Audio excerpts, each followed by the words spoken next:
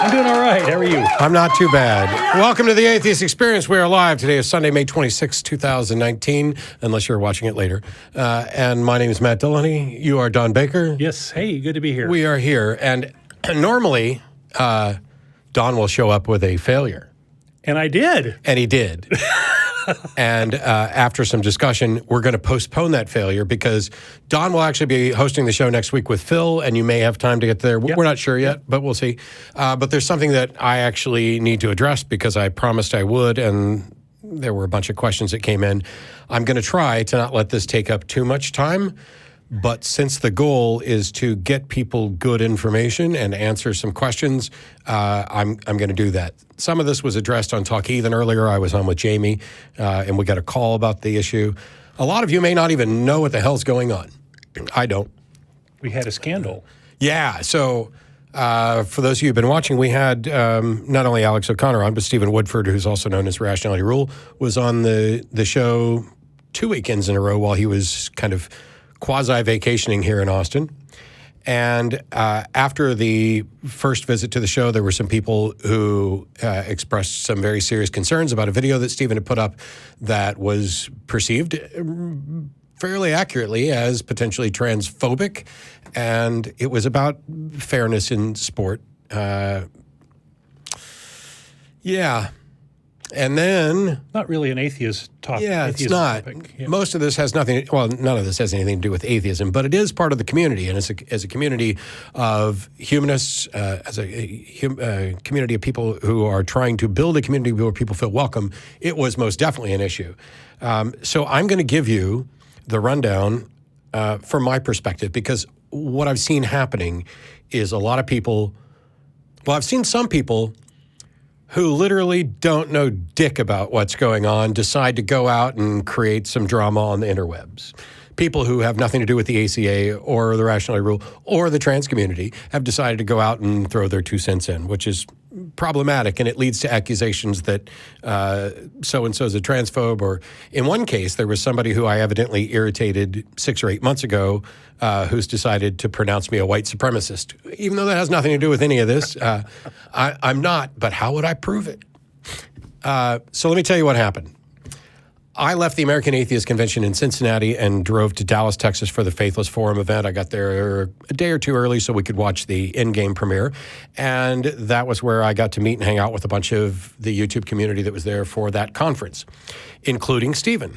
Now, Stephen and I had met in person once before briefly, which sorry, Stephen, I honestly don't recall, but I'll take his word for it. And we'd had some discussions online as well. And yes, I can read. I'm getting to it. It's literally the second thing in my notes, but thank you. When I'm telling you all this, it's important for you to know I am not the ACA.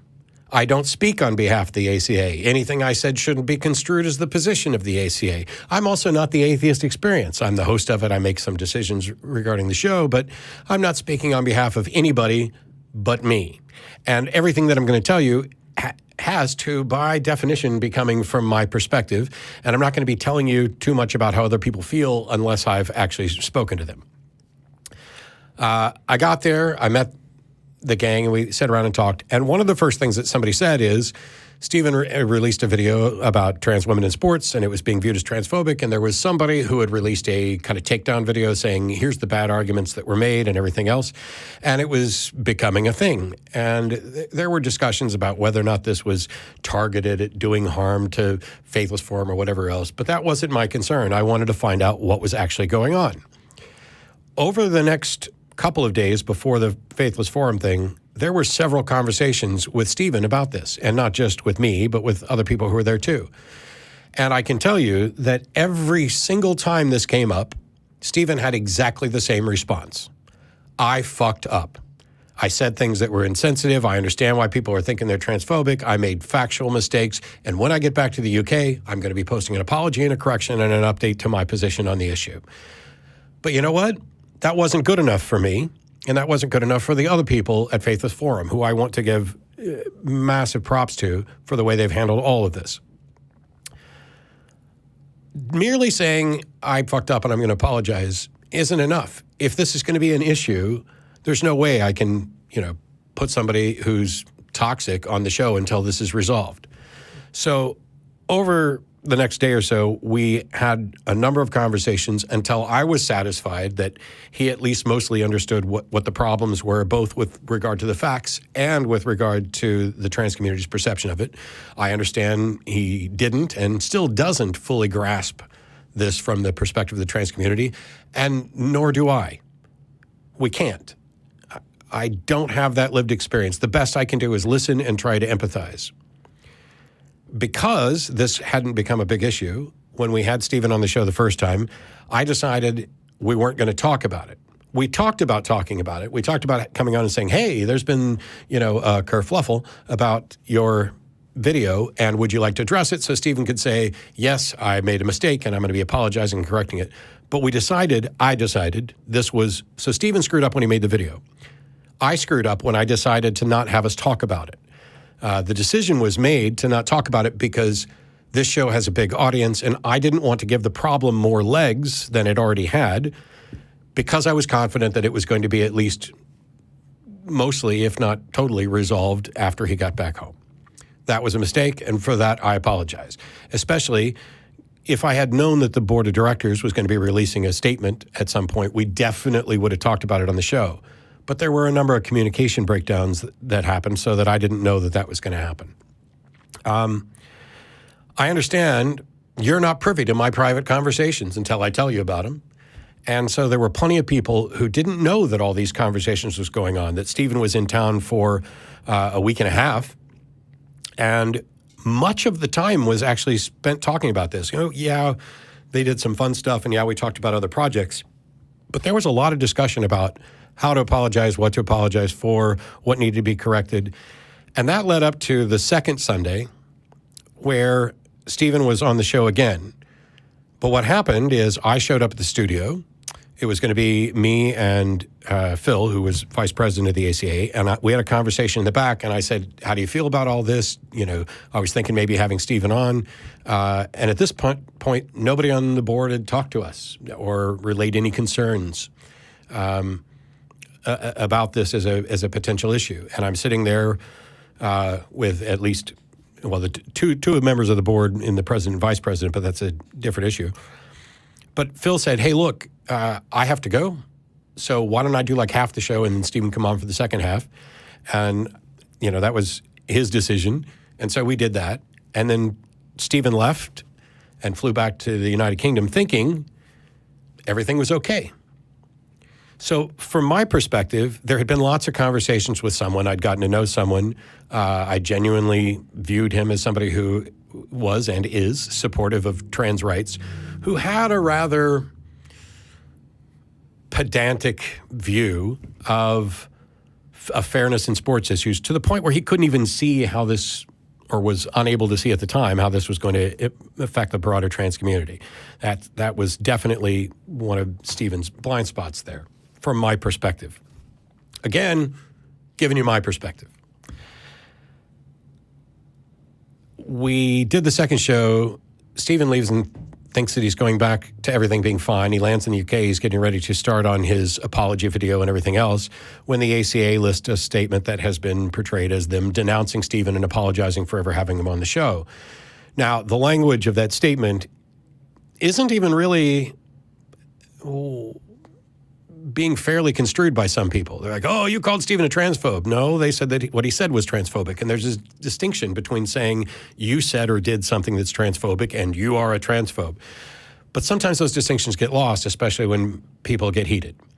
And when somebody like Stephen, who thinks he's just spent 2 weeks of his vacation having long conversations about something he screwed up, and now thinks that everything's going to be fine, he lands, and the announcement comes out, that is now either the hottest fire in front of him or it's gasoline poured on an existing fire. And so he immediately addresses that.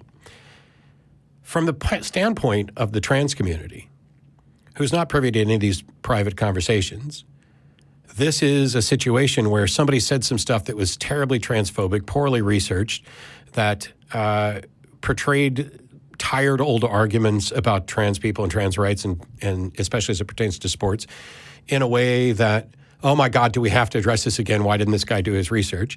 And then he was platformed multiple times by the ACA. And when they complained about it, the ACA apologized. And then the ACA, shortly after, decided to retract that apology and issue a much more clear statement. And the problem is that when stuff like this happens, there's nothing that anybody's ever going to be able to do that's going to make things really better or make people really understand. So Stephen did his video and was immediately accused of caring more about, him being slighted by the ACA than he does for the trans community. And maybe he does.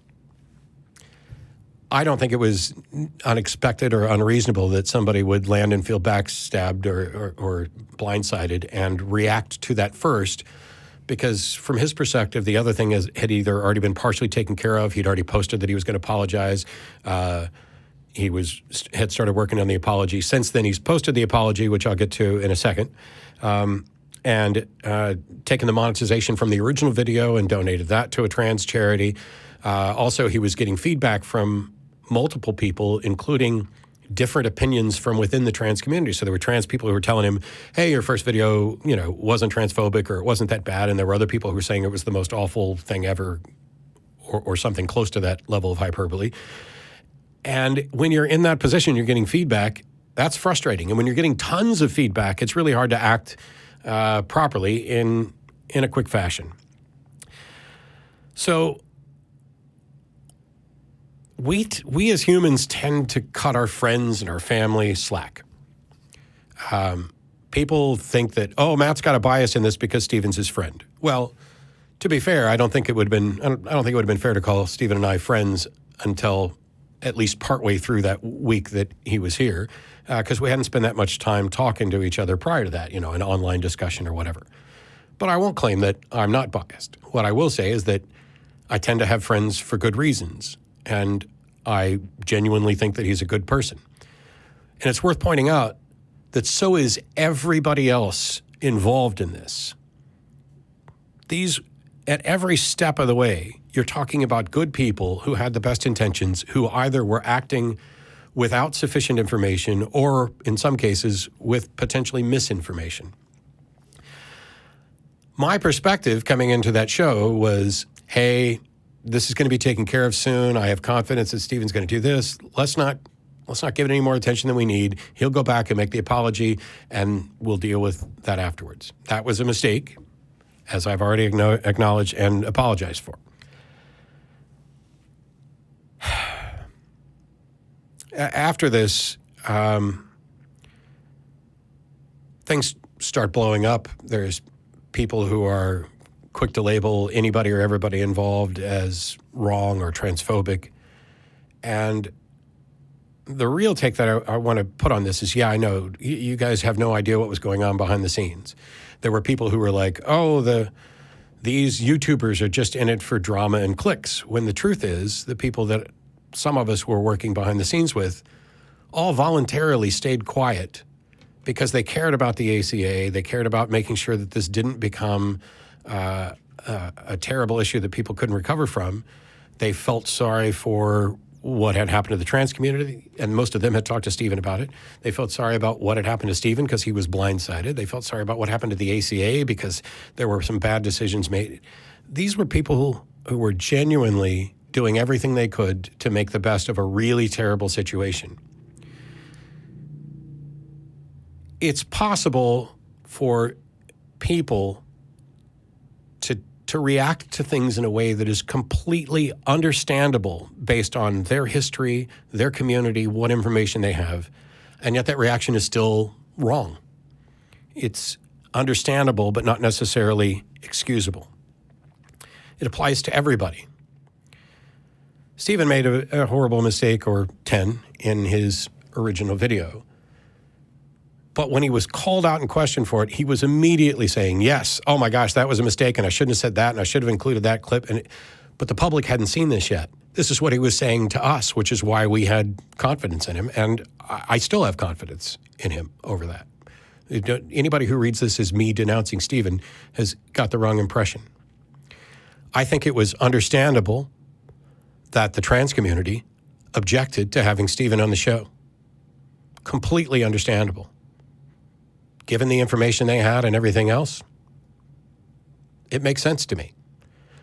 I think it was understandable that the board of directors, in response to the objections raised by the trans community, reacted in a way that prompted an apology and something that was perceived as a denouncement. It's understandable. I think it was understandable that I had decided to not talk about the issue on the show. But understandable is not the same as excusable or right. And what we had here were good people trying to do the right thing in a really terrible situation, and a lot of people screwing things up. I was mad at the board of directors because I felt that they blindsided Stephen a little bit. And I was also mad because they made that announcement without ever talking to the host or producer of the show. Now, I acknowledge that's me taking personal offense at something. I'm the host of the show. I made a decision. Somebody else apologized on my behalf without ever talking to me.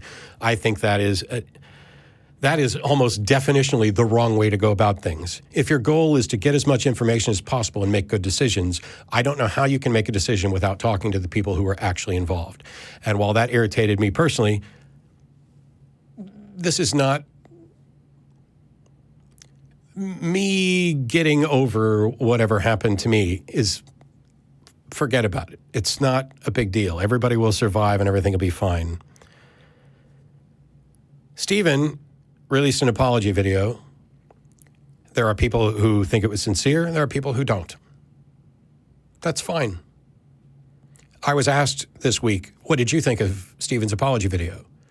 And I pointed out to this person, I thought it was good. I did have problems with it. I did recognize that other people were going to have problems with it because I can at least try to put myself in somebody else's shoes. I'm not going to get it right every time. I try to listen charitably. I try to make sure that we're being diplomatic and understanding. But in the end, what I think of Stephen's apology video does not fucking matter because I wasn't the person being apologized to. I'm not a member of the community that was being apologized to, and he wasn't apologizing on my behalf. So what I think about the apology doesn't matter. The only people whose opinion matters about the apology are the portion of the trans community that were bothered by what he did. And that's up to each one of them to make. And if they don't have the experience with Stephen that I do to have any confidence in him, if their lived experience is such that they think this is just another example of somebody apologizing because it was going to cost them something, that's fine. I don't necessarily think they're right, but they get to do that. Also, I don't get to define who is or isn't a trans ally. There were people who, a week before this, called me a trans ally, and a week afterwards called me a transphobe. I get it. And I'm not just saying that. I sincerely get it. Given the information that you had and what you saw and the fact that you weren't privy to stuff, and maybe even after you hear everything I say today, nothing will change your mind. That's fine. You get to define who you think is or isn't your ally. But it's not going to stop me from still supporting trans rights. It's not going to stop me from supporting the LGBT community. It's not going to stop me from being what I think is a simple humanist advocating for people's rights. Whether or not somebody else hates me, considers me an ally, or has that feeling for anybody else involved, that's up to them.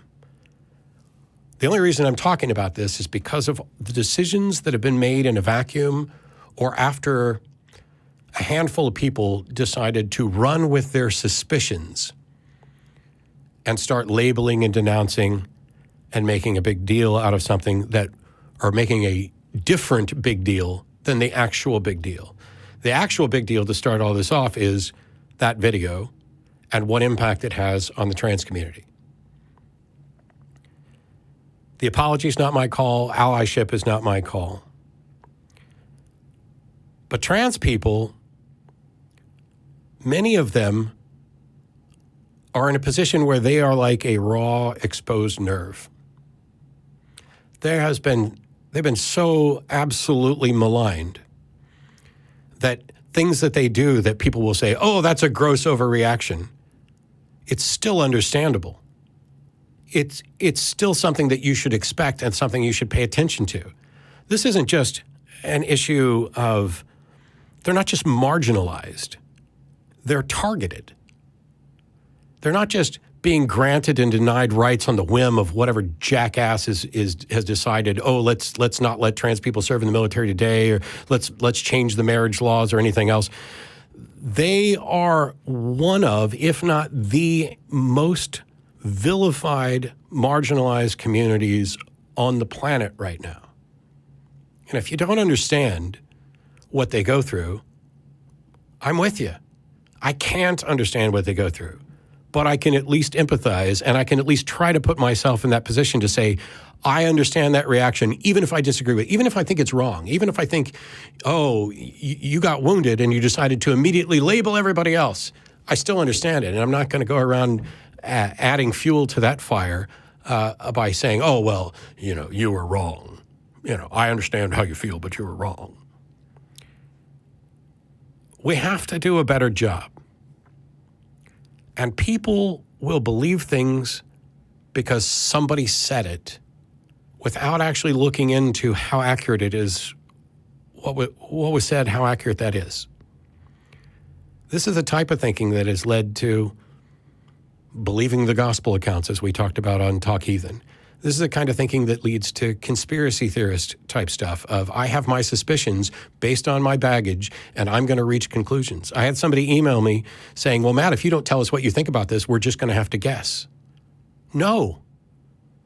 That's not skepticism. When you don't have enough information, guessing is not proper skepticism.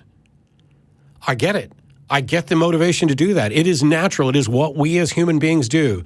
Oh, I have this lived experience, and I'm going to judge this situation based on my lived experience.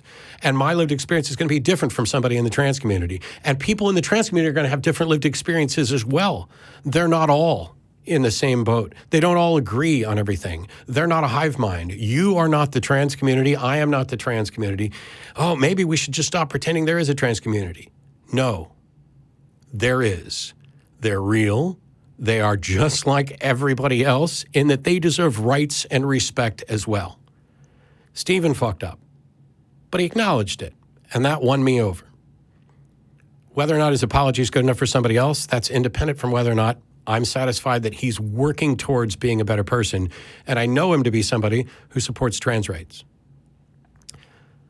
I have problems with what the board of directors did. But I absolutely know that those people on the board of directors, I've known some of them for a long time.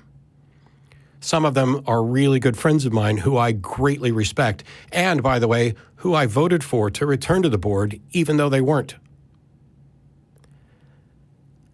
I think there was a better way for them to get information and make a decision. And I expressed that, and I did it privately.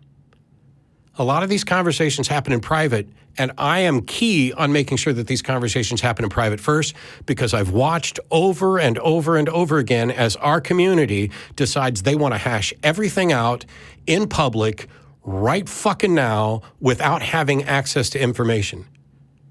The YouTubers that we were talking with in the Faithless Forum who decided to stay out of this and let the ACA business try to handle its own business and correct things, wonderful people.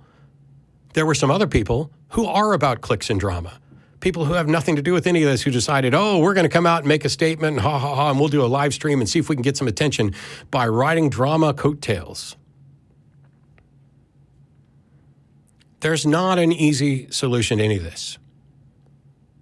Good people on all sides made mistakes. I mentioned on Talk Heathen earlier that my take on the trans women in sports. Partially, I wish everybody stopped talking about it because I think the issue's far too complicated, and I'm going to err on the side of inclusion. And I don't know that anybody has enough information. Maybe there's an issue, maybe there's not. Maybe it's related to trans folks, maybe it's not. But I'm really sick to death of people either saying, no, we can't talk about anything, or no, you can't talk about that.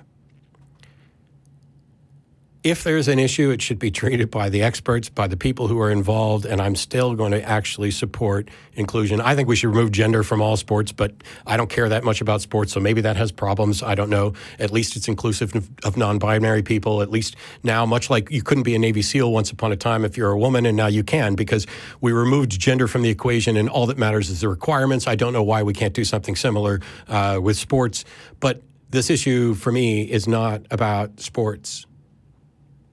I have friends in the trans community. I have friends outside of the trans community.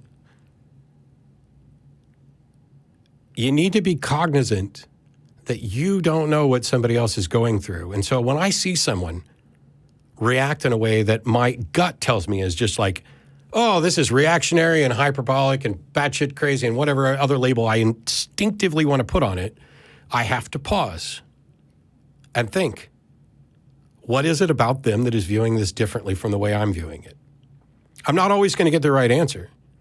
But the frustrating thing is that while I'm sitting here evaluating things and thinking and trying to come up with the best way to address this, there are people who would argue that the fact that I haven't said anything means I'm part of whatever enemy they have or perceived enemy. Everybody messed up. But the blame for the initial thing rests with Stephen, which he's working to correct. You get to decide what your take is on that. My not addressing this on the show when he was here was a problem. And the board making, I think, what I would call perhaps reactionary and sometimes contrary positions, amplified things. And in this environment where nobody was communicating with each other, everybody had a different perspective on where they sat within this issue. Stephen thinks everything's fine, and he's going to post his apology, and it's all going to go away, and then he gets blindsided. The ACA thinks everything's fine, and then all of a sudden people are complaining that we platformed a transphobe. I think everything's fine because I've talked to Stephen, but I'm not viewing it yet from people on the outside. So for those of you who knew nothing about this, sorry we had to address it today, but I'm not sorry. Because one of the big problems that happened throughout all this is that there's not enough people caring about what the trans community's perspective is on these issues to even dig in to find out what the problems are. And I'm not going to be the one to educate you on that because I'm still learning myself. But that's something that has to happen. And nobody gets to sit back and say, oh, I did nothing wrong. You might have. But if we're going to build a humanistic community that is welcoming and encouraging to everybody, you don't just get to sit there and say, sorry, I didn't know. Because that's understandable, but not necessarily excusable. And that's all I have to say about it.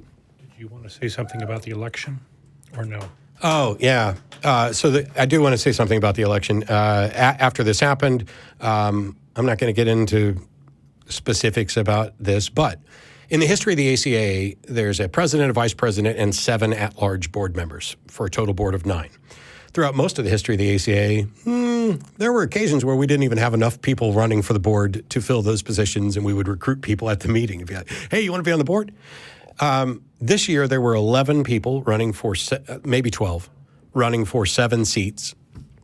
And every single person who was running was allowed to get up and talk and give their reasons why they felt they'd be good for the board. And everybody who was in attendance was allowed to ask questions, and those board members answered them. Because of everybody's views, they're going to respond differently to those questions and answers. And at the end of the day, a democratic election was had, and the top 7 candidates became the new 7 at-large board members. Now, it's easy to view this as, oh, we ousted those other people. I can't deny that that's one way to view it. But when I look at what was happening there, I think some people voted for change. And I try to discourage people from doing that voting just for change without considering the broader issues could be viewed as just as reactionary as the thing that you're objecting to. But that's the environment we're in. Once things start going bad or seem to be going bad, people just start reacting because we want to fix it. All those old members of the board wanted the ACA to be the best community they could have. That's true for the people involved in the shows. I genuinely appreciate and respect those people. I voted for 3 board members that did not get back on the board. There are people on the board now I didn't vote for. But this was not a takeover type thing. This was a legitimate democratic election where people had a chance to speak, and this is the result of it.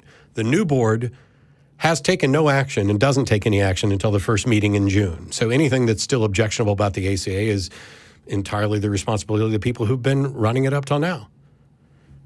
I don't know what the new board's going to be like. I'm optimistic. I'm optimistic about the shows. I'm optimistic about the future of the community. I'm optimistic that maybe in 10 years we'll have proper equality for the trans community to where we're not having these sorts of fights where people who agree on 95, 96% are fighting over the remaining portions. I don't know. But I am confident that the people who were on the board prior and the people who will be returning or be the new board in June do have the best interests of the ACA at heart. The various suspicions and other things that people are throwing out are just that. I'm happy to be here. I'm happy that I have this chance to be able to say what I think, and other people's perspectives of this issue may be different from mine. So anybody who just says, "Well, Matt said it. Now I've got it all fixed. Matt cured me." Dig around some more. I'm still learning and understanding the different aspects of this. But if you think that anybody, new board, old board, me, Stephen, whoever, is somehow a malicious actor who is opposed to equality and trans rights and things like that, you're simply wrong. And I can even understand how some people have reached that conclusion. But I couldn't go another week without at least presenting my side. If anybody still doesn't like me, whatever else, fine. At least you listened to what I had to say about it. All right, on that note, welcome to the Atheist Experience. All right. 33 minutes later. Let's get back to atheism. What do you say? I say we should. Here, where do you want to go first for calls? I'm kind of liking number 6. Number 6 it is. Fred in Michigan, you're on with Don and Matt. Hi, how you guys doing? Hi, thanks for your patience. Yeah, no problem. I was listening to that whole thing, and man, heartfelt thing to say, opening up. So yeah, kudos for you for putting it out there, and just being a bleeding heart, I guess. Okay. Those are the ones that work. Yeah, exactly. Yeah, for sure. I guess so. The question I wanted to ask, because I just recently found your guys' show not too long ago, and I gotta say, a lot of the clips I'm pretty nervous about, like getting cussed at and yelled at and shouted at and all that. But that's a good way to prevent me from doing it. Fair enough. I just hope I'm not one of those guys, So anyway, so I was just curious how it is that we can dismiss the Bible as the evidence for God. We can't. So I'm actually working. That wasn't the answer I expected. I'm sorry. Go ahead. Yeah. I'm actually working on a video for my Atheist Debates channel that addresses the nature of evidence and how we qualify things, because I've said it before, and other people, atheists say, well, there's no evidence for God. And then people are like, well, what about the Bible? Oh, that doesn't count. There are good reasons why we say that, but I think it's confusing people about the nature of evidence. So I'm putting together a video that discusses this in more detail, but I'll see if I can shorthand this.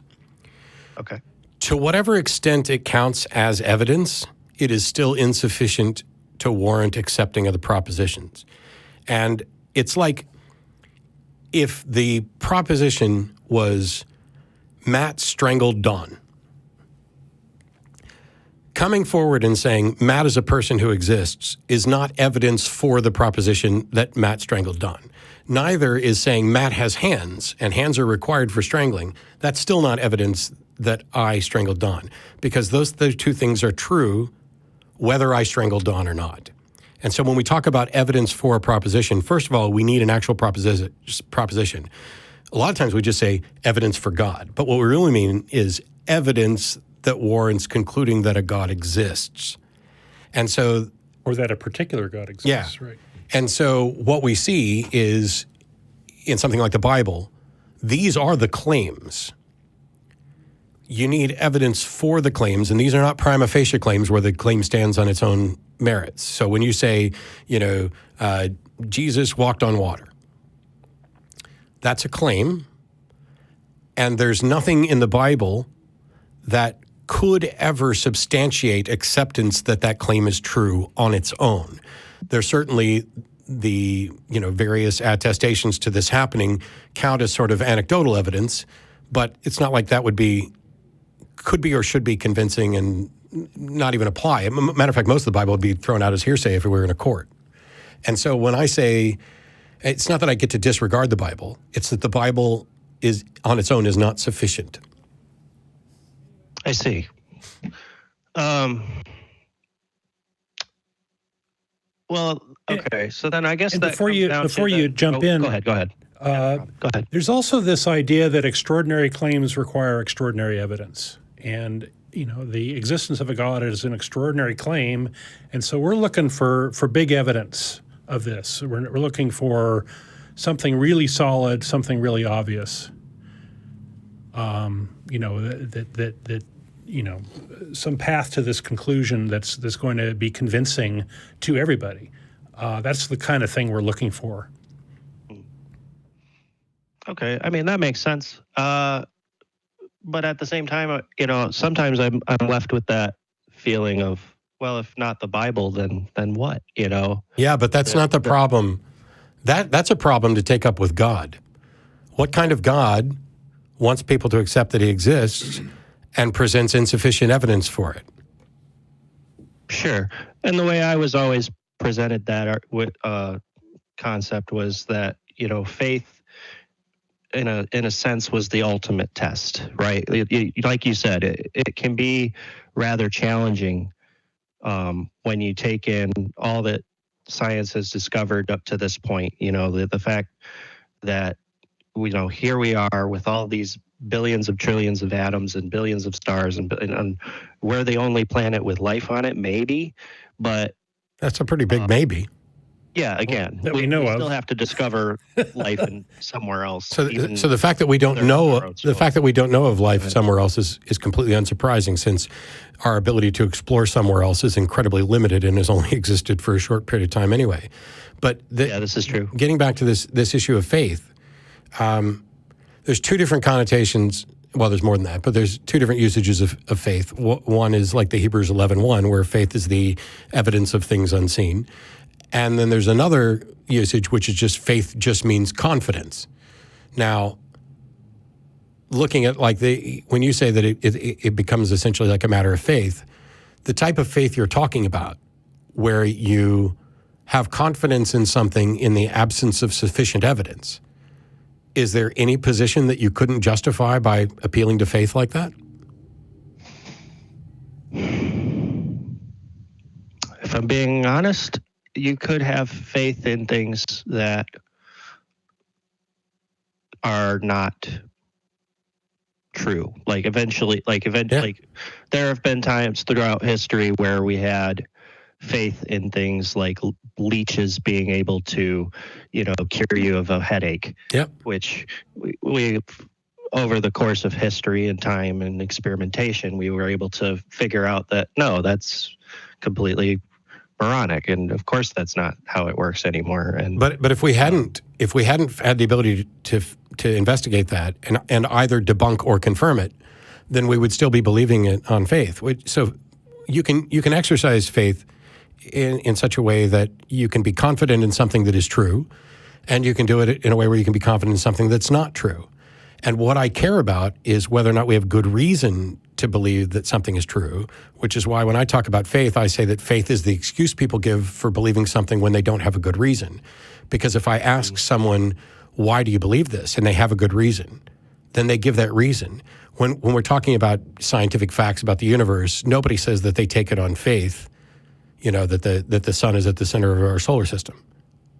They present the actual evidence. Not anymore. Yeah, not now. But that's the reason I use that example is because you're a flat earther. People, yeah, there are people who think that reasonableness corresponds to truth, and that's something I try to correct people on when I can. At one point, given all the available information, it was reasonable to conclude that the sun went around the earth. And yet it's wrong. So it's entirely possible to be reasonable based on evidence, based on what you see, and still be wrong. And so knowing that that's the case, it makes it even more repugnant to me for anybody to ever appeal to faith. Because knowing that our best efforts, looking at the best available evidence, we could still turn out to be wrong. To then take an extra step and say, you know what, there's not sufficient evidence for me to make a conclusion, so I'm going to make a conclusion anyway. That has to be a bigger mistake than following the evidence to an error.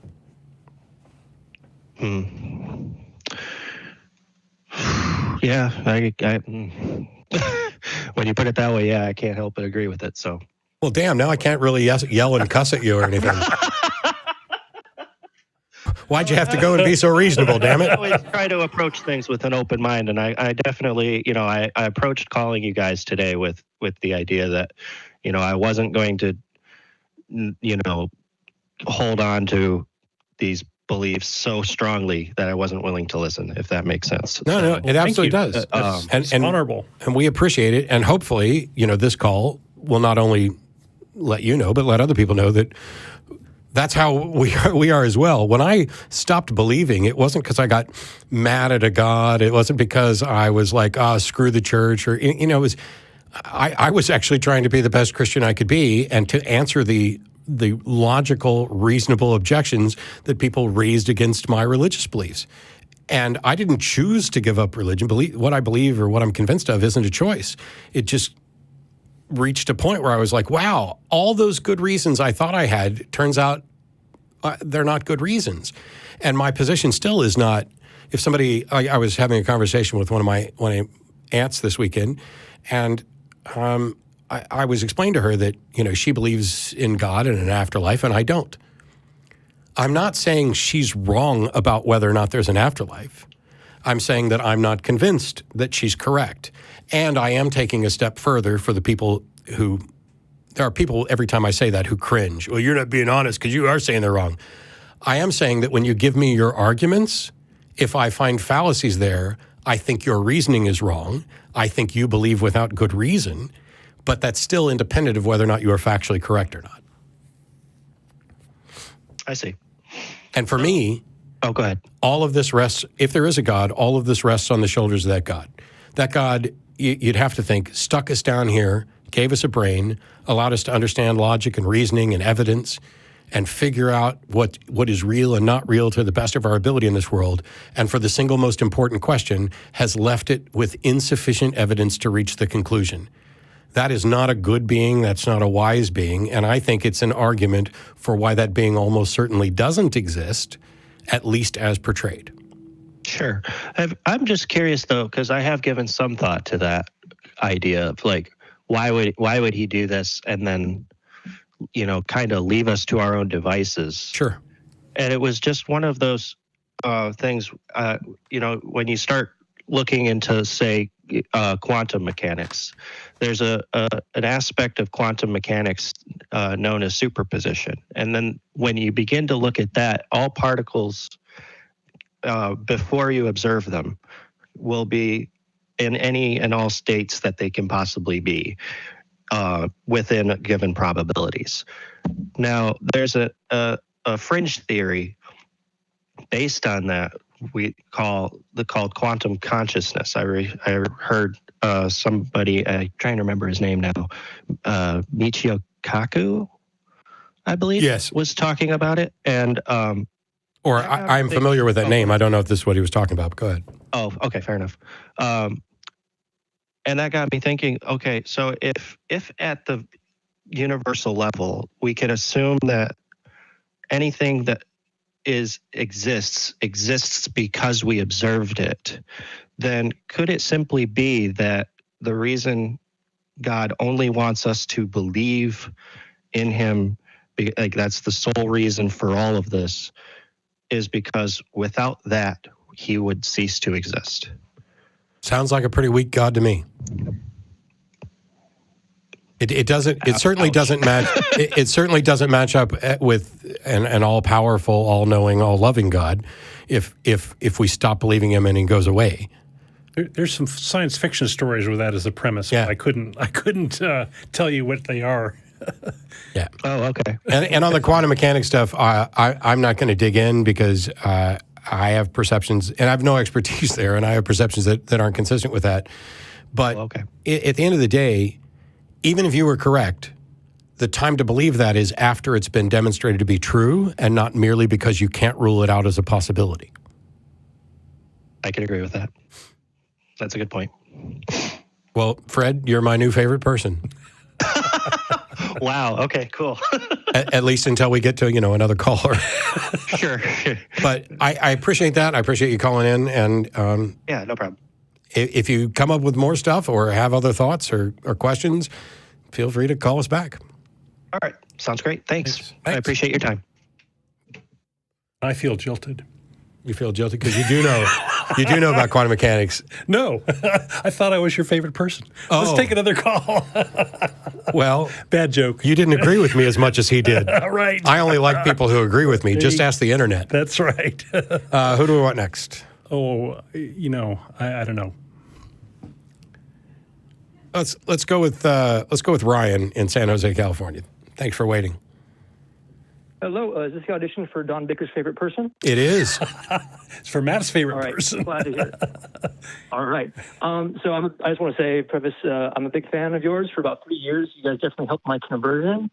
I have like 2.5 questions, 2 that are personal to me, but they can apply to others deeply. Sure. And then I have a question about bigoted street preachers.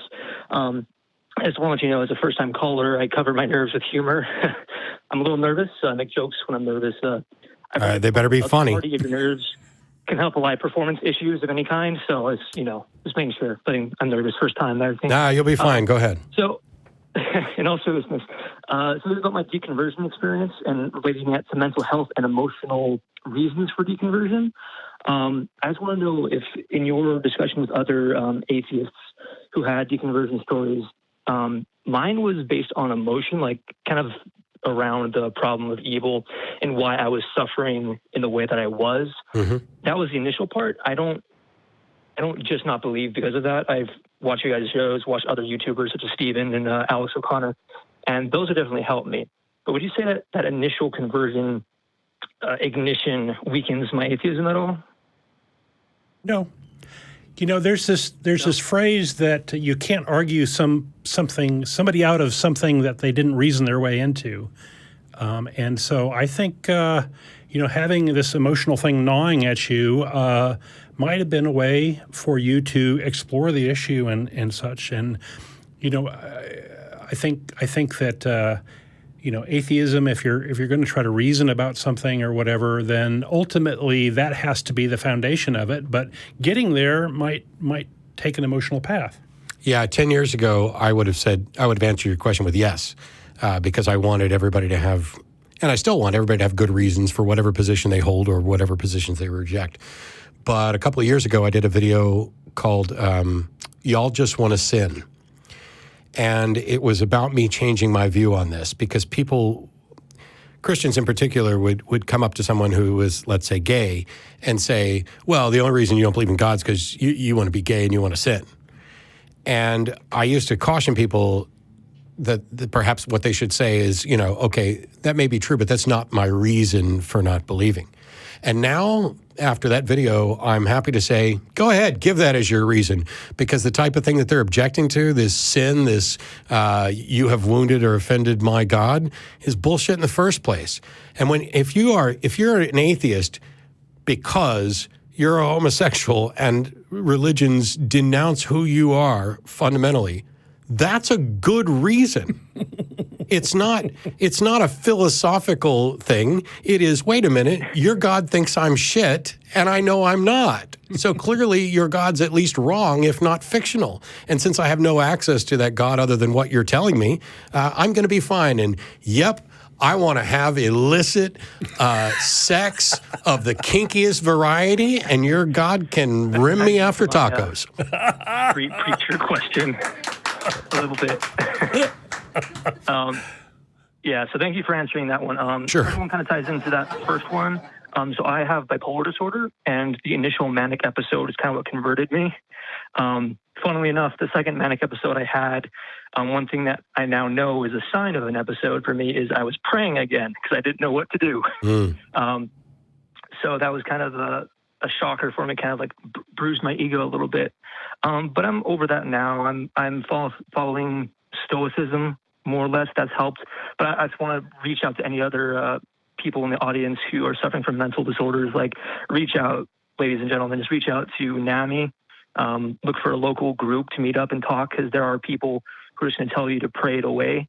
I was in the chat earlier on YouTube, and I saw this one gentleman who's suffering from depression, and his relatives always tell him to pray. And I that was done to me, and it just hurts. It doesn't help. So you gave an acronym. What is that? NAMI, National Alliance for Mental Illness. Okay, thank you. And the second one, these are more so smaller groups, but these are what I went to. Depression and Bipolar Support Alliance. Okay. These are national groups? Yeah, and I just want to... NAMI is DBSA. I'm not sure, but I think they're affiliated with NAMI in some way, shape, or form. I was actually hospitalized for my second one, and I was in there with nothing to do. Yeah, yeah. I think religions sometimes do a disservice to those with mental health issues, because they tend to mask them and hide them and shuffle them in the wrong direction, rather than actually addressing the problem. There was a Call to Talk Heathen, which turned out to be really bad, because the guy wanted to talk about why not go with Christianity if it makes people happy, and we pointed out a number of reasons why. But another reason, many of the religions would look at something like mental illness and, ages ago would have attributed to demons, and in the modern era, more likely to attribute it to sin. And all of that is in denial of what we know about the human brain and mental health and who we are as people psychologically. And if your religion isn't bolstering people and encouraging them to get sound medical treatment for mental health issues, that's yet another problem with that particular religion. And it's doing real harm. And even absent religion, at least in Western culture, we stigmatize mental health issues. I'm not stigmatized for being a diabetic. On occasion, somebody will say, "Oh, well, you're a diabetic because you were a fat ass who ate a bunch of sugar or whatever," and maybe that's true, or maybe I had some sort of chronic condition with my pancreas that led to, I don't know. But mental illness, we tend to put the blame on the person, and we tend to try to shame people. It's the same thing we do with just simple things like saying I don't know. Saying I don't know is somehow a bad thing to most people, when I think it's one of the best things you can say.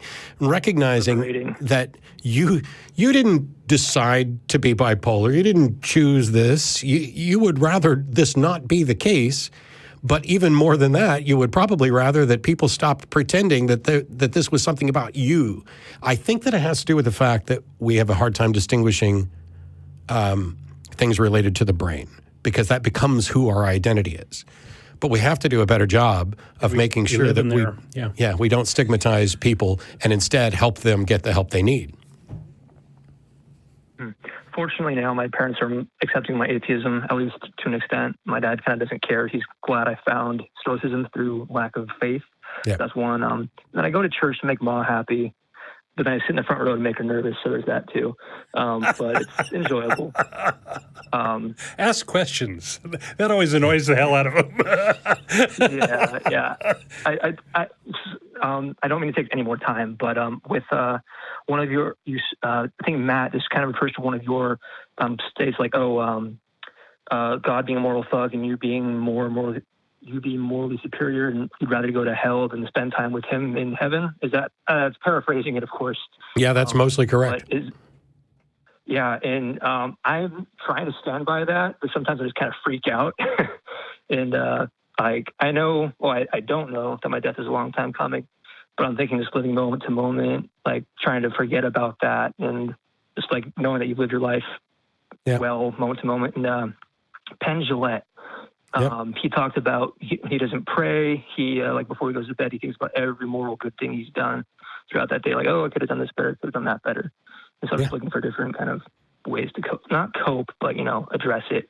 I wanted to address this during one of the conversations I had this past weekend with an aunt, but I didn't because we got onto too many topics. But it's not that I am saying there's no afterlife. I'm saying I don't have any reason to believe there is an afterlife, and until that changes, the one and only life that I know I'm going to get, that I'm actually living now, has to be the top priority.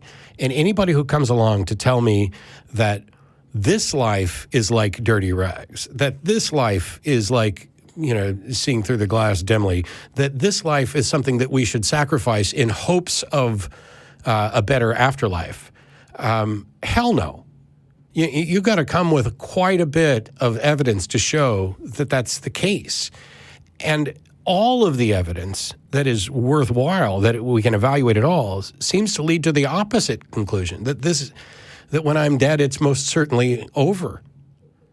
And even if I'm wrong, the afterlife becomes a surprising bonus that I couldn't have good reason to accept prior to dying. And so I still must live this life as if it's the only one I've got. Mm-hmm. Yeah.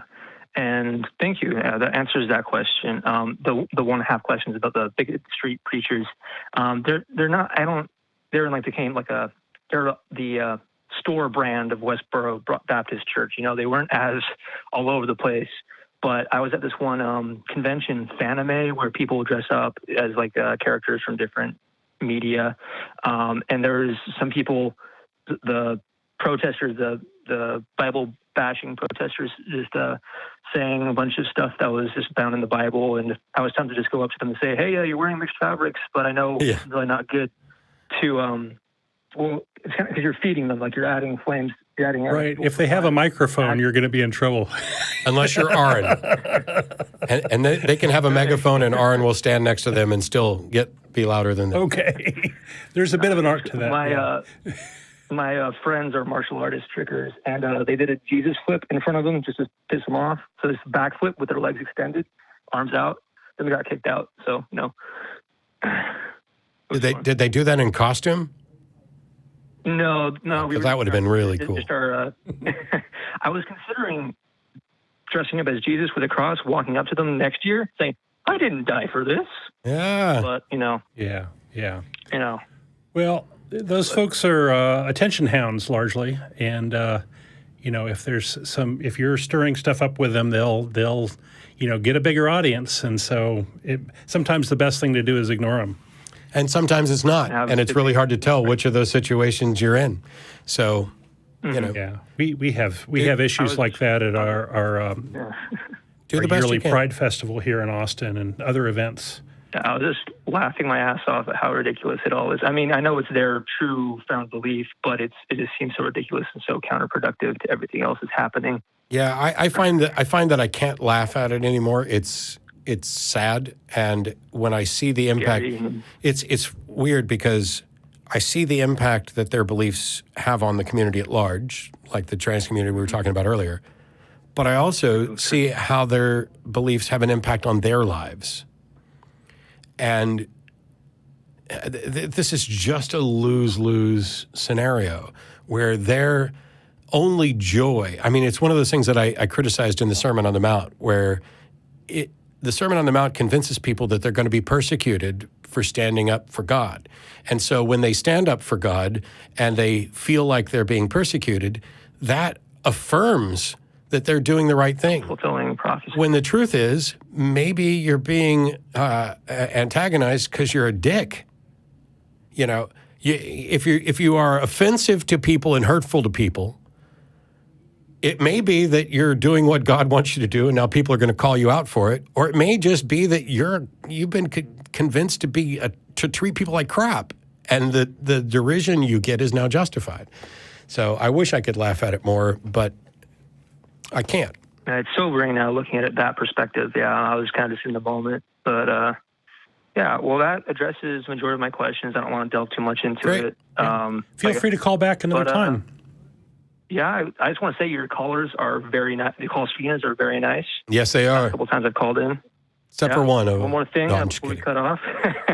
Say, hey, Mom, I'm on TV. Okay, yeah. Hi, Mom. Thanks, Ryan. Generally, all of our volunteers are awesome. Yes. And we're very pleased to have them helping out because they're what make this show work. They can show themselves like right now in the middle of the show, even as long as Mark's ready, and then you can see all the volunteers in the back room that make the show happen. They're probably smoking a joint in there. Yeah. There they are. I don't know what. Yeah, I don't know what time the food's arriving or what it is, but I'll announce it as soon as we know. By the way, this program is sponsored by the Atheist Community of Austin, who I am not a spokesperson for in any regard anymore, and haven't been for many years. We've both been on the board, but we're not now. This building is open 7 days a week, from like 11 to 9. And I probably get the hours wrong. There's somebody here all the time. There's stuff going on all the time. We're producing more shows. And if you end up in the Austin area and want to come down and see the Atheist Experience, you do not have to email to get tickets or anything else. 1507 West Koenig Lane is where the Atheist Free Thought Library, the ACA's Free Thought Library is. There's a bunch of people on the other side of the glass today and probably in the back room and out back. And when it's over, we're going to be feeding them. I heard a rumor that it might be barbecue. We'll find out shortly. But there's a community here that is robust and welcoming and not perfect. And if you're expecting perfection, you're not going to find it anywhere. Perfect is the enemy of the good. Who are we going to next? Oh, my goodness. How about just... let me do this one. Okay. Murri, welcome back. How are you? I'm fine. Thank you for taking my call. For those who don't recall, Murri called prior to the American Atheist Convention. And we met up at that convention. And also, I know that you worked with some of the folks from like Northern Indiana Atheists and stuff. How things going? Good. I really appreciated being at the Atheist Convention. It really made me see that you guys really are a community. And what really struck me is like nobody was telling you what to do or what to think. And that's definitely if there were somebody there doing that, they wouldn't get listened to anyway, right? Yeah, that's true. It's probably one of the biggest. So on occasion, somebody will be like, "Oh, well, you're just another religion, or you're just another cult," and having somebody point out that we're not telling anybody what to do or what to think is helpful. Well, if anything, we have the opposite problem where there's this. It's a real cat herding exercise to get everybody to do something together. I've been doing a lot of thinking, and as far back as I can remember, I was in church and I believed in God. And there were times that, like, I'd say, I'd pray and I'd see an answer, or like I was in a really violent robbery. I wasn't shot and I wasn't raped, but pretty much it was pretty bad. I was knocked around, and one point the guy was sitting on me with a gun at my head counting to 3. Wow. Because he wanted the keys to the safe. Wow. And that's pretty intense. I remember this went on, it seemed like forever. The longer it went on, the more violent they became. And I remember thinking, this one time that if I cried, then they would believe me. And I forced myself to cry, and they immediately believed that I didn't have the keys to the safe. Then they proceeded to drag me out of the store with a gun at my head again. But they, let me go. And I thought, I've always believed that was God telling me in the middle of that chaos. And I was pretty much, what is it called when detached? It was like I was going through a dissociative? Yeah, dissociation. Yeah, that's it. Yeah. So that thought was so clear.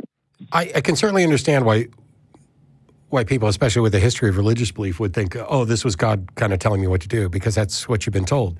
But the truth is, that sort of reaction is natural and learned. From the time you're a child, you cry. Babies lie. Babies cry the hunger cry even when they're not hungry because they want attention.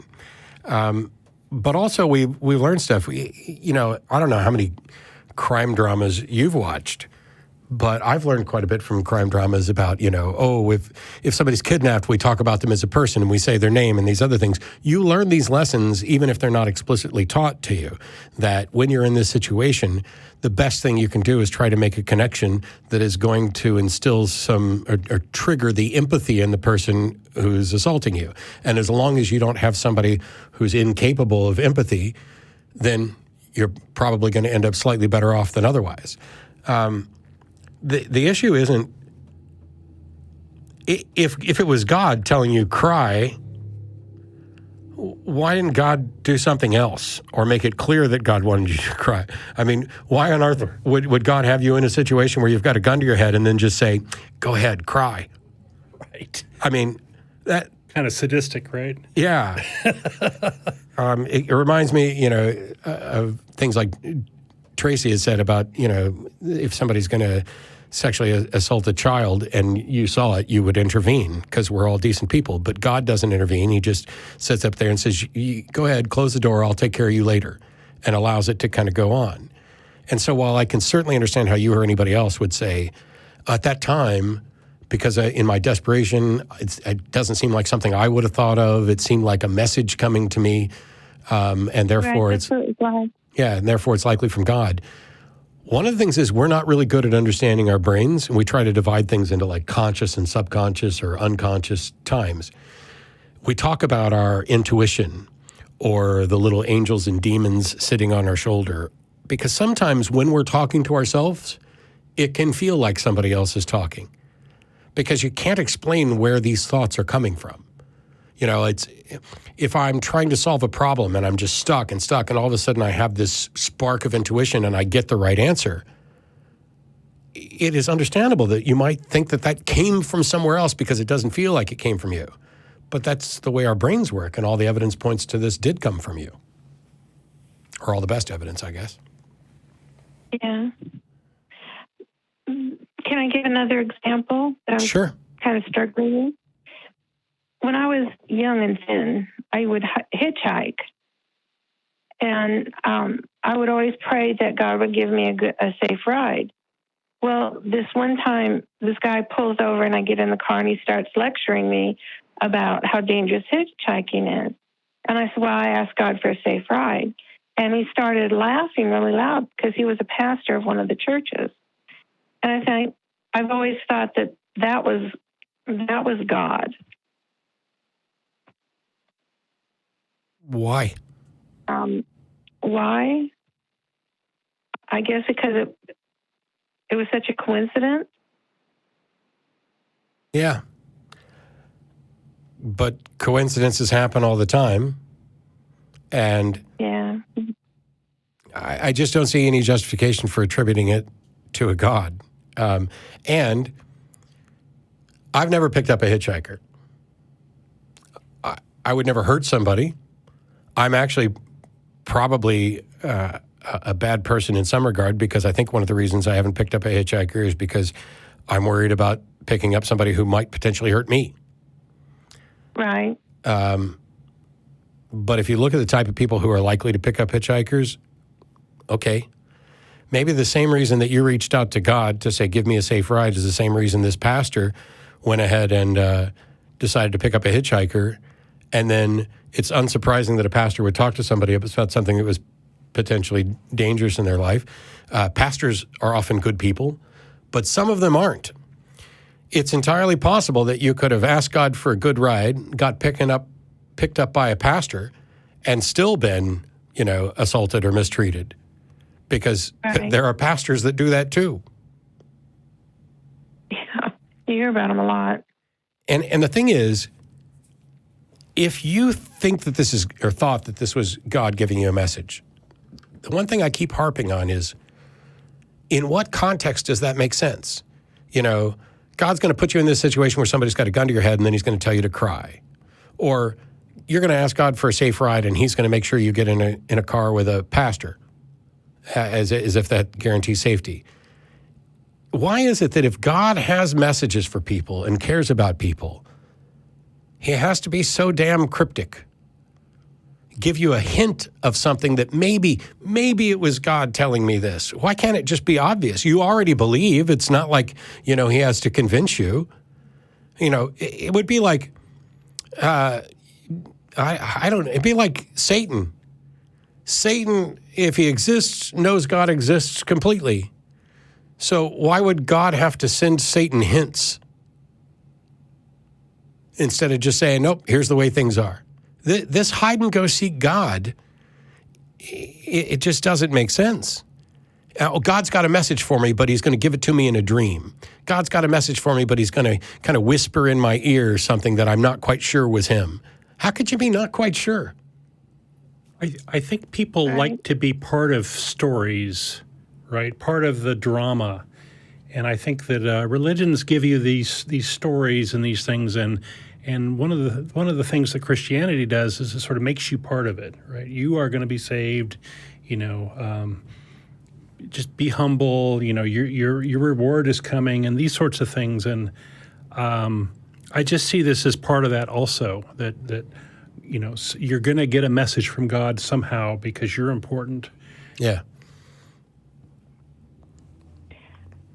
I'm having it's like I understand, and I guess I'm believing a lot of the things that I'm hearing with the Atheist Experience and Seth Andrews and some of the others, and Aaron Robb, and then I think, okay, I've got to that reframes my whole life. Yes, and I'm really struggling with that. Yeah. And you're not alone. So does everybody else in this transition. It's very few people who are like, on Monday I believed in God, and on Tuesday I was done with it, and I'm completely better and don't have any baggage. Oh, it's a process for sure. Yeah. Yeah. Do you have some friends or some community you can reach out to? No, not really. Okay. That's something you might try to do. Even if it's an online forum, a lot of folks will have gone through similar things, and it's nice to have some camaraderie there. And also there were resources that I put you in touch with while we were at the convention. I still have those. Yep, and I would encourage you to reach out to them. RFR and the Psychotherapist Project and Secular Women as well. Going to a convention's good because you can meet people. I've made friends all across the United States and internationally that way. Do you think that should be my next step? Well, conventions are a little expensive. You might try to find a local group and get more involved locally. It's one of those things where just having anybody around to talk to is going to be a really good first step, because sitting there trying to deal with all this stuff on your own,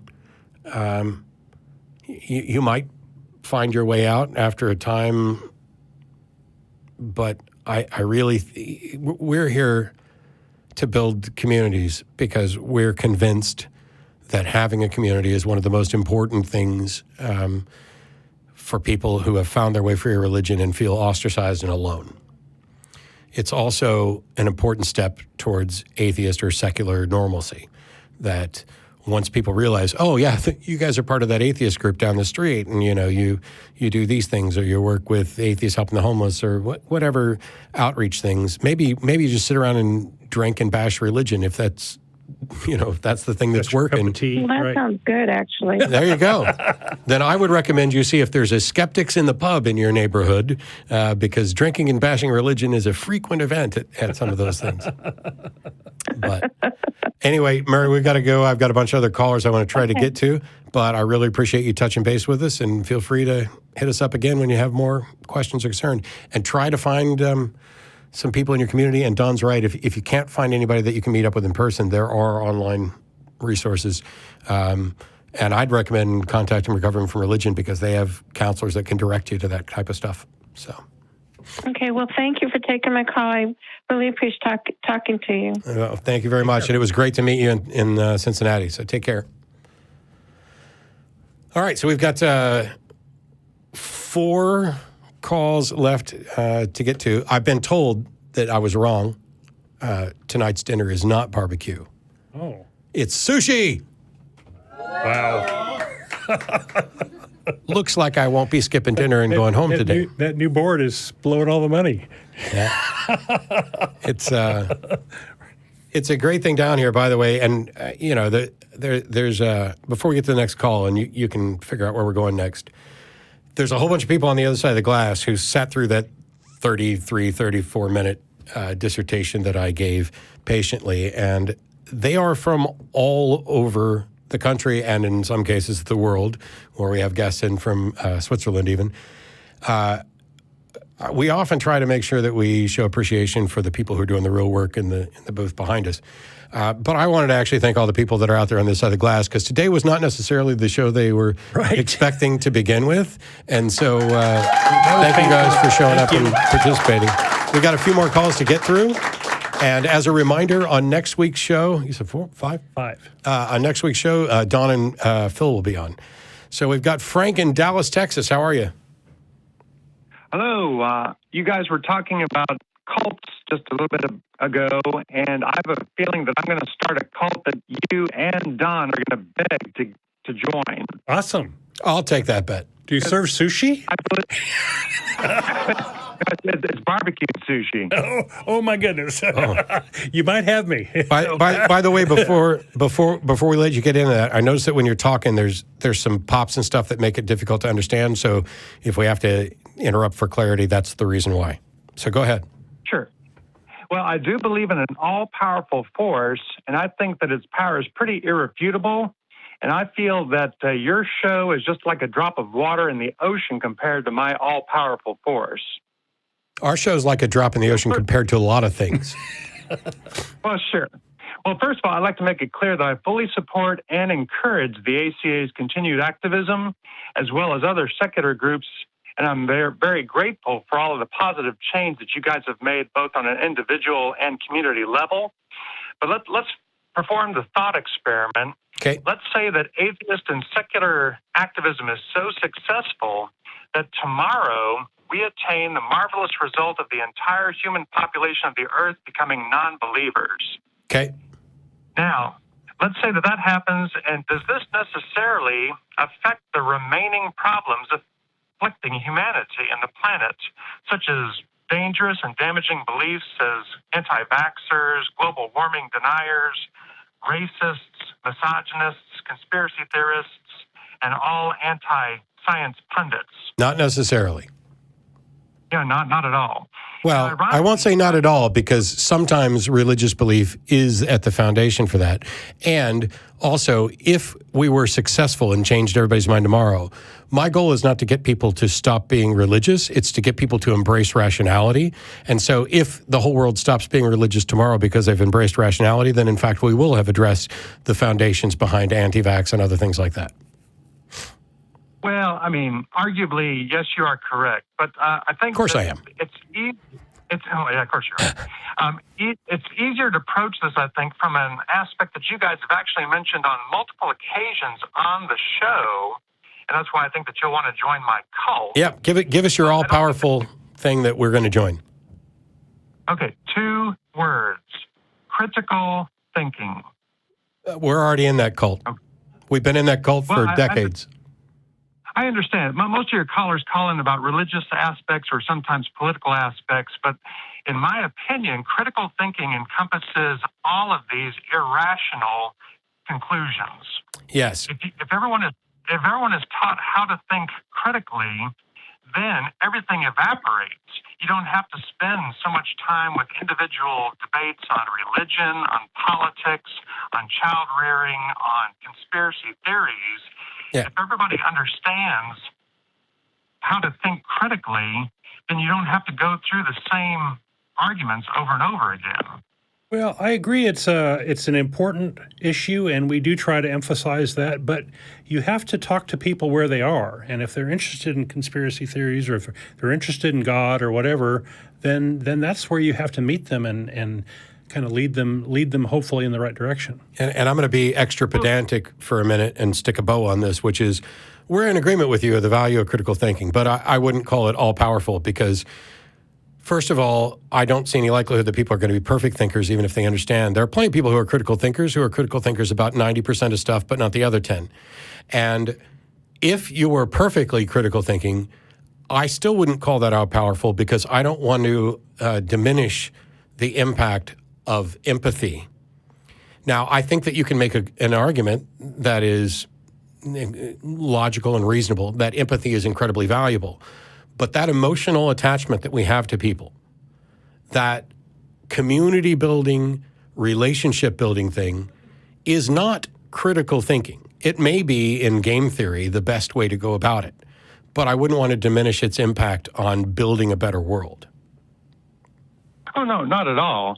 Okay, so you don't have an all-powerful force. You have a largely powerful force that we already accept, which isn't a force, by the way. If that's what you're proposing as your force. Yeah.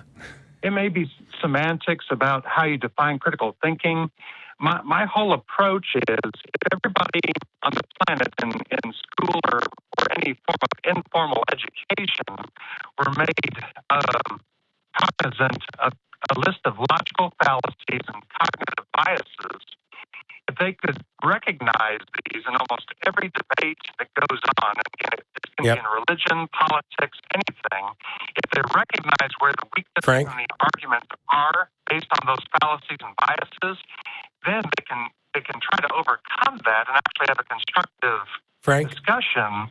The problem is it all gets bogged down in the fallacies and biases. And when you say empathy, I would almost argue that might be an example of a human bias.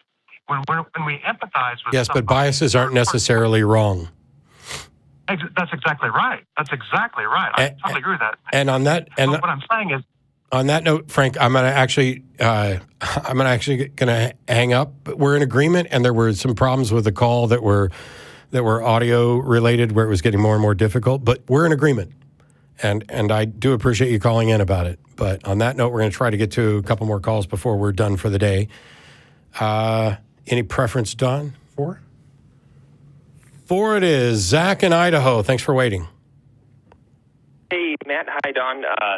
Good to talk to you guys again. Thanks for taking my call. But I'm looking at the time now, and I'm thinking that I might not have enough time to actually dig into what I want to discuss. So I guess I'll just I might just call back in a week. Okay. Sorry that didn't work out today. Yeah. Okay. Thanks, guys. Bye. Sure. Bye. And as a reminder, Phil and Don will be on next week. Not the Everly Brothers, but Phil Session and Don Baker will be on next week, so you can call in and talk to them. We've got Daniel in Wisconsin. Thanks for waiting. It says here you believe claiming there's no God is an extraordinary claim, since God is such a common belief, right?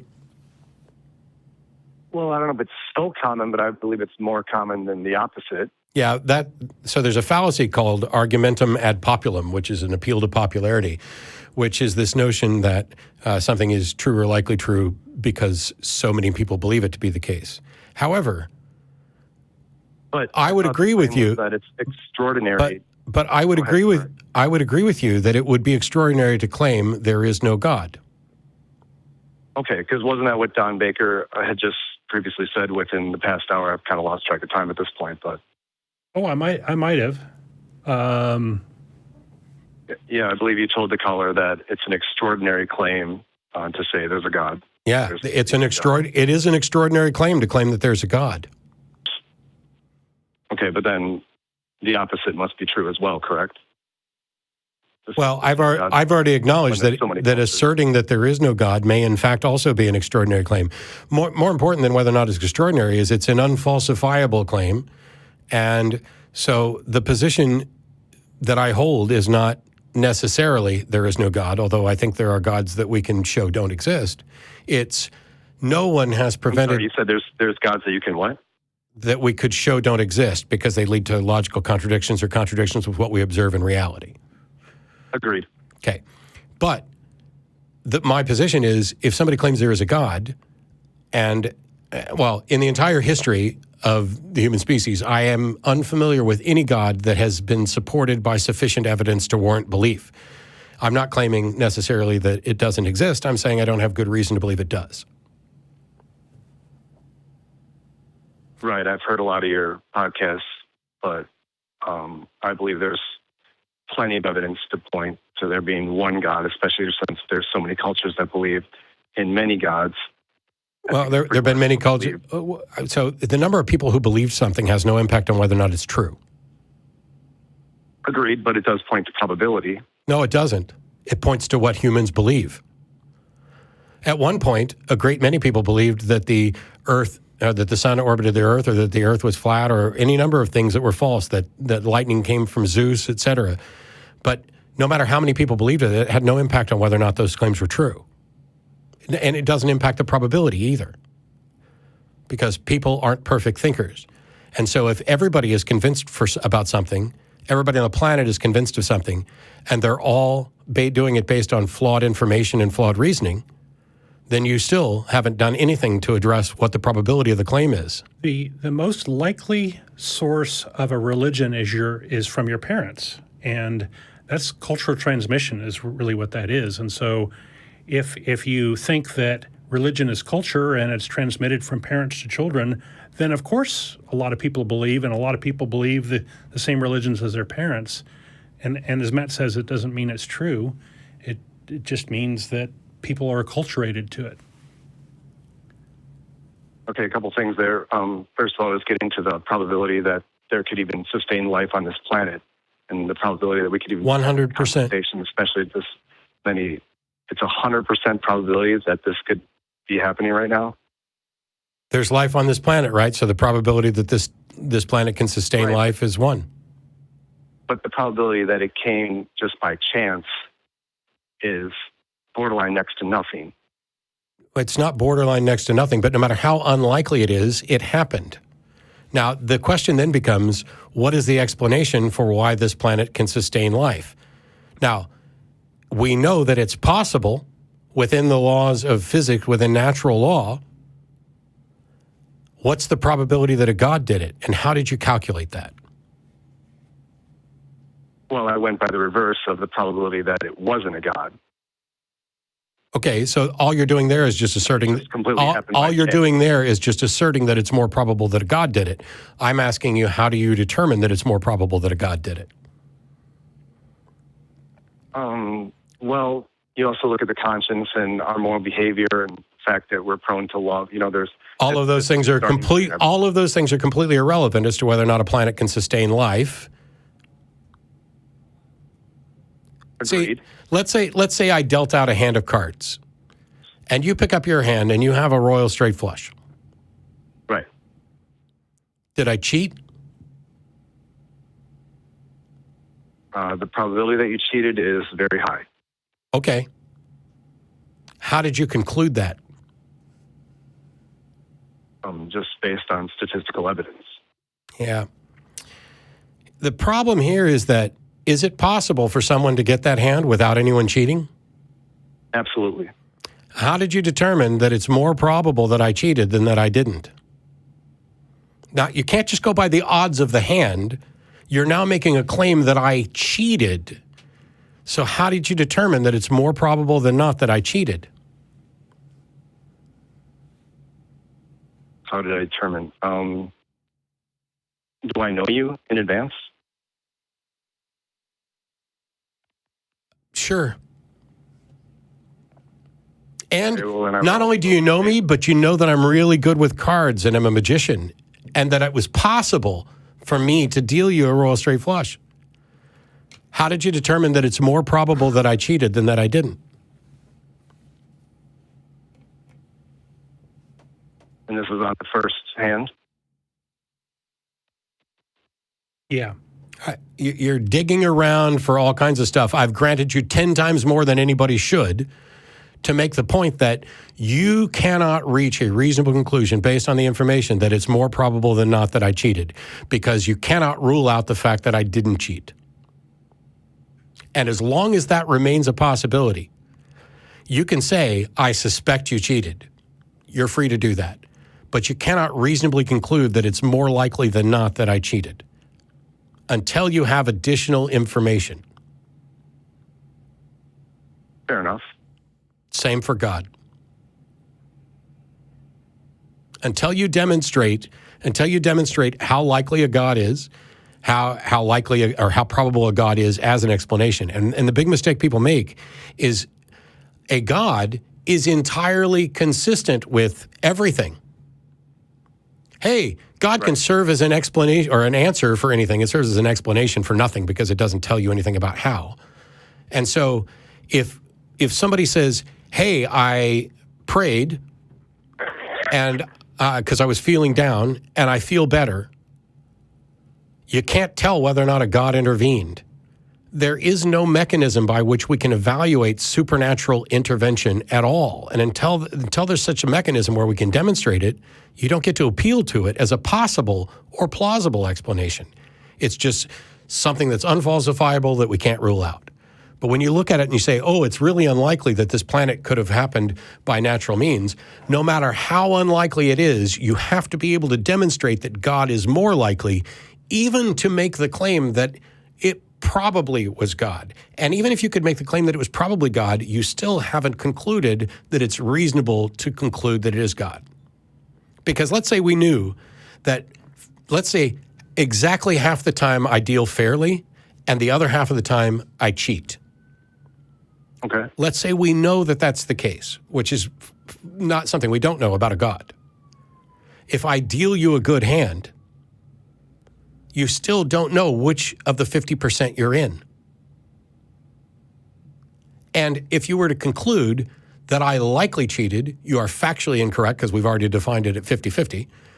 But if you think that that's the case, that's what you think about it. And what you think about it has no bearing on whether or not it's actually true. And so when you tell somebody, I'm convinced that Matt cheated, and you get a whole bunch of other people who are also convinced that you cheated, that doesn't make you any more right. Between being convinced and believing something's probable, like saying there's a good chance and saying that I'm convinced there's. But we're at 50-50. Right. Yeah, and this is with you knowing a bunch of information. Not only can you not get to 50-50 with a God, you can't even put a number on it. It's unquantifiable. And that's not the fault of me or skeptics or reason or mathematics. It's the fault of the claim itself. And so if there is a God, this God has arranged things such that you can never reasonably conclude it exists. Well, I believe that's where we have to go to the Bible. And I know you don't think that's sufficient evidence, but you are correct. And actually, the second the words "we have to go to the Bible" came out, you just demonstrated your bias. Because why didn't we go to the Quran? Well, I believe it was Don talking who said that we get our beliefs from our parents more often than not. Correct? Yeah, my parents got me to believe all kinds of things that aren't true. But how does that come into play when you were abused by your parents and you believe that they were false prophets? And believe anyway.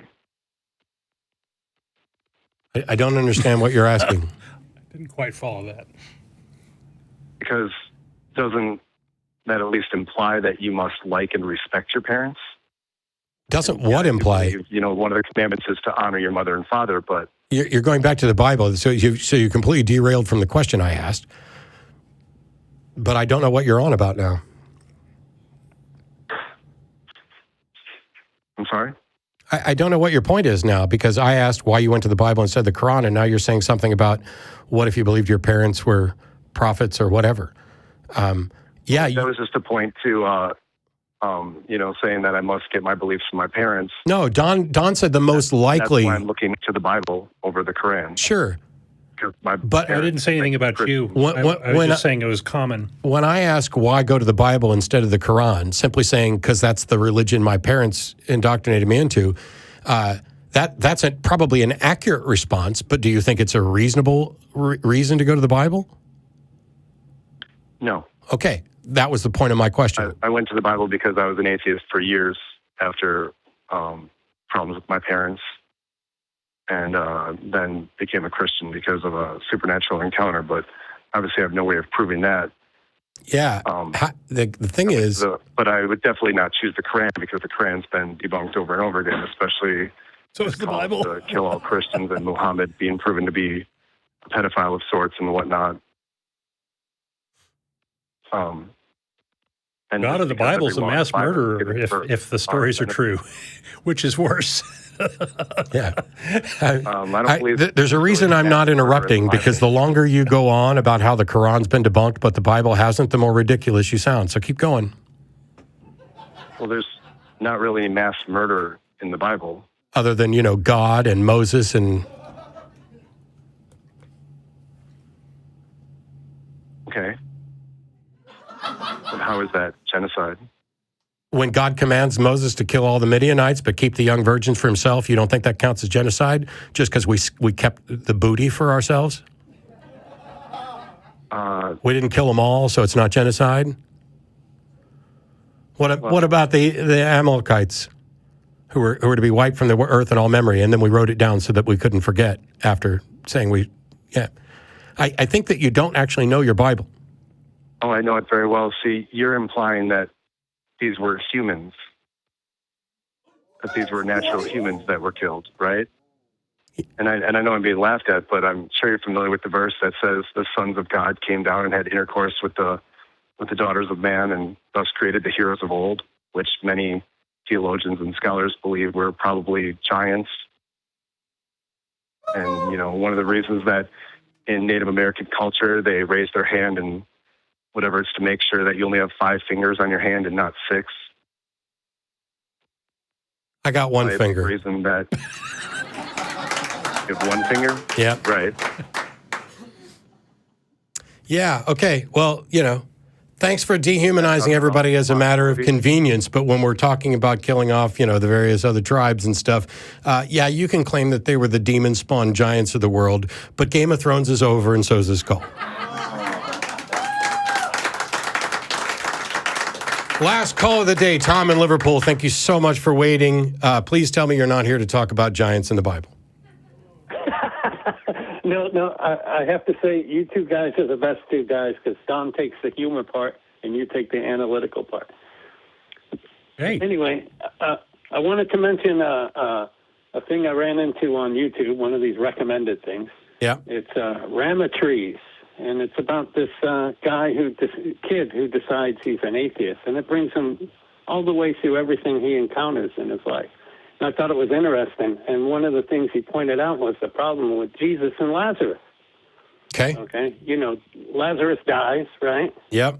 And Jesus goes to town, to the town. He's going to raise him from the dead, right? Why does Jesus cry? Hello? I don't recall that level of detail in the story myself. But. Yeah, it says Jesus wept when he talked to his sisters.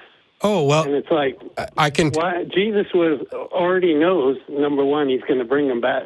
Maybe he was going to out himself as a witch. No. I got this. No. So let me put my Southern Baptist hat on. Okay. Lazarus died. Uh-huh. And would have potentially been in heaven or paradise or something else, and Jesus had to drag him back out of that, and that's why Jesus wept. My next point. That was my next point. Okay. Why? What made him think that Lazarus wanted to come back?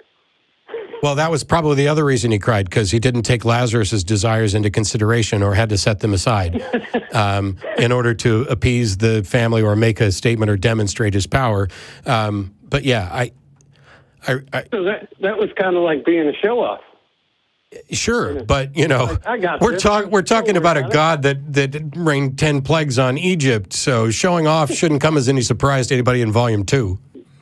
And the next one was the Palm Sunday thing, where Jesus goes into town on the donkey and big parade and everything. Yep. And then a couple days later, somebody has to point out, which one is Jesus? Wasn't he just the guy on the donkey the other day? He went through the town. Yeah, but maybe that guy wasn't there when he rode in on the donkey. These are, and I don't mean to be. I get it. We can have fun with a lot of these. Maybe I'm just too serious. But the silly apologetic stuff or counter apologetics, I literally have no interest in, because my goal is to raise real issues that will give people pause to reconsider why they believe. And I get it. I like to have fun. I just don't have as much fun on the show with crappy arguments. But from my experience watching your show, is that they just don't care. They don't listen. That may be. It's the same arguments. But here's the thing. We have an audience. No, this is stop. Don't touch the stove. Stop. This is flawed. When you talk about people not changing their mind, this show's been on for 20 some odd years. It's not the same caller every time. People do, in fact, change their mind. Thousands upon thousands of people are now secular and atheists and skeptics because of what happened on this show. They may not listen immediately. I know that. Okay. Well, then don't say things like they just don't want to change their mind. No, it's the next person who calls in, like he's got the best argument. Yeah. It's the same one. But they may have never watched the show. What happened last week? They may have never watched the show before. You can't judge person A based on what person B did or said. But anyway, on that note, we're going to let you go. We've got sushi waiting and A hungry audience. yeah, and great appreciation to the audience. Thanks to everybody who tuned in and listened. If you tuned in late, you can go back and watch my dissertation at the beginning about the current controversy. Blessings, in other words. Those are my thoughts and my thoughts only. I don't represent anybody else when I'm saying this. I don't even represent Stephen, who was the only other person I think I named by name. I'm telling you how I felt about it. Don't just trust something because somebody said so. And if your honest evaluation of this entire scenario after the fact is that I'm terrible and don't care, that's your prerogative. If that's the case, don't punish others for my mistakes. Don't punish others for Stephen's mistakes. Don't punish others for the board's mistakes. Don't punish others for certain members of the trans community's mistakes. This too shall pass, and we shall remember that we are building communities. And there were people here who cared for everybody and wanted nothing but the best and had the best intentions, and mistakes are still going to be made. If you expect 100% agreement, if you expect absolute perfection, if you have no ability to listen charitably, you are asking to be disappointed at every turn. And I'll be one of the first ones to disappoint you because I fuck things up all the time. But we have a community here. There's a broadening community out in the world who support the LGBT community, support women's rights to choose, which is currently under a massive assault, and I would like to talk about it, except that if I talk about it without talking about the other issue, then I'm ignoring the other issue. So that's another reason that I wanted to get this out of the way addressed today. My sincere thanks to both Don for being patient and setting aside the failure thing for today. Failure number 67. 67. Really? Isn't it like 467? Well, I've been at it a while. Yeah. But also thanks to all of you who watched and who support on various YouTube, Patreon, all those other things. Come down, hang out with the AC at some time. Try to do right by each other and try to maybe find a way to forgive people when they're not as perfect as they should be, or even as good as they should be, because we're in this together. We'll see you next week, or they will. Bye-bye.